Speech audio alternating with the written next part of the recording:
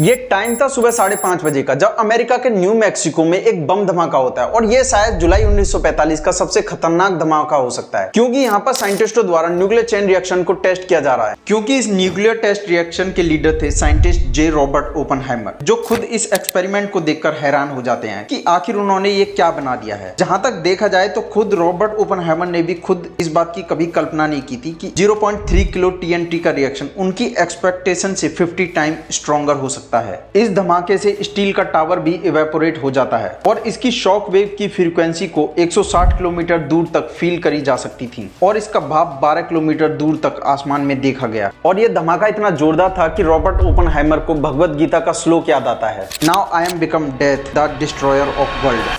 Now I am become death, the destroyer of worlds. इसकी शुरुआत होती है 22 अप्रैल 1904। ओपनहाइमर का जन्म न्यूयॉर्क शहर में हुआ। वो बचपन से ही इतने इंटेलिजेंट थे कि उन्होंने अपनी 10 साल की उम्र से ही हाई लेवल फिजिक्स और केमिस्ट्री पढ़ना स्टार्ट कर दिया और 12 साल की उम्र में ही वो मिनरोलॉजी क्लब के मेंबर बन गए और मिनरल्स के ऊपर लेक्चर देने लग गए। और आगे चलकर इन्होंने हार्वर्ड यूनिवर्सिटी की 4 साल की ग्रेजुएशन मात्र 3 साल में ही कंप्लीट कर ली और यहीं से उन्होंने अपने पैशन को फील किया, जो फिजिक्स में बहुत अच्छा था। लेकिन इस साइंटिस्ट के पीछे भी एक काला सच था। ये डिप्रेशन का शिकार थे, जिसको कम करने के लिए चेन स्मोक करते थे। वहीं दूसरी तरफ 19वीं सेंचुरी में जर्मनी में हिटलर का राइज देखने को मिलता है। उसकी क्रूरता से लोग परेशान थे और शायद यही कारण था कि ज्यादातर जर्मन साइंटिस्ट देश छोड़कर अमेरिका भाग गए थे, जिसमें काफी पॉपुलर नाम शामिल हैं, Albert Einstein, John von Neumann और father of hydrogen bomb Edward Teller. Basically ये सारे साइंटिस्ट यहूदियों के परिवार से बिलोंग करते थे और जब इन्होंने यहूदियों पर अत्याचार होते देखा, तभी से ओपनहाइमर का पॉलिटिक्स में इंटरेस्ट जगा और शायद यही कारण था जब उन्होंने बोला कि यहूदियों पर हो रहे अत्याचारों पर मुझे भी मदद करनी चाहिए। और इसी विचारधारा से उन्होंने कई पॉलिटिक्स इवेंट्स ज्वाइन करे और लोगों की मदद की। सितंबर 1939 में सोवियत यूनियन ने जापान को अपनी सीमा से हटा दिया और उसी समय हिटलर ने पोलैंड पर हमला बोल दिया और यहीं से वर्ल्ड वॉर की शुरुआत होती है। ठीक इसी वर्ल्ड वॉर 2 से 1 महीने पहले साइंटिस्ट अल्बर्ट आइंस्टाइन एंड लियो सीजलार्ड एक चिट्ठी लिखते हैं अमेरिकी government president Franklin D Roosevelt को। इस चिट्ठी के थ्रू वो अमेरिकी सरकार को वार्न करना चाहते थे कि हिटलर न्यूक्लियर वेपन को ट्राई कर रहा है और शायद हो सकता है कि वो सक्सेसफुल हो जाए, इसलिए अमेरिका को तैयार रहना चाहिए।